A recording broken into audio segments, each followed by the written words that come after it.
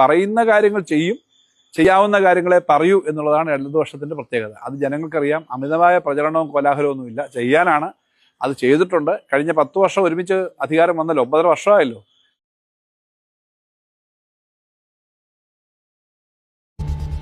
അഞ്ചു വർഷം എന്തൊക്കെ കാട്ടിക്കൂട്ടിയാലും അവസാന 6 മാസം നമ്മളെ നോക്കിയൊന്ന് ചിരിച്ചാൽ നമ്മളെല്ലാം മറക്കും.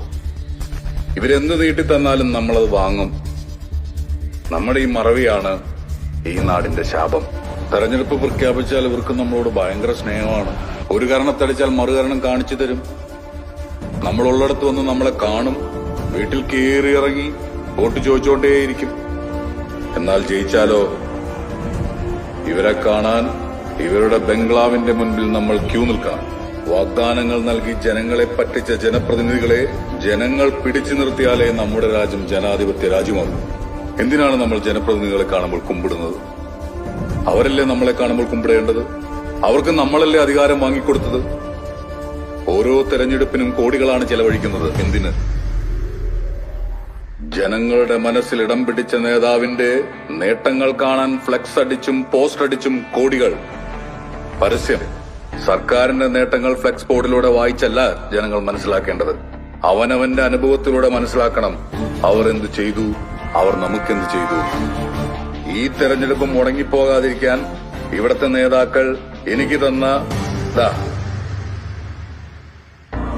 ഈ പണം എനിക്ക് തന്നതാ.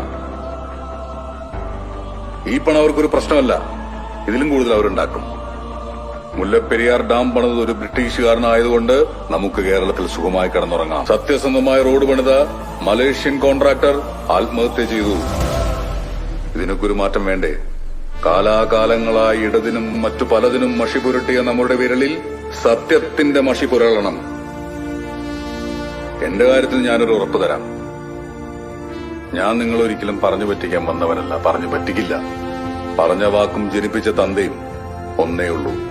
ജനങ്ങളെ പറഞ്ഞു പറ്റിക്കാത്ത ജനപ്രതിനിധികളുണ്ടാവാൻ ഈ തെരഞ്ഞെടുപ്പ് ഒരു തുടക്കമാവട്ടെ എന്ന് ഞാൻ പ്രാർത്ഥിക്കുന്നു. അതങ്ങനെ സംഭവിക്കട്ടെ. ജയ് ഹിന്ദ്.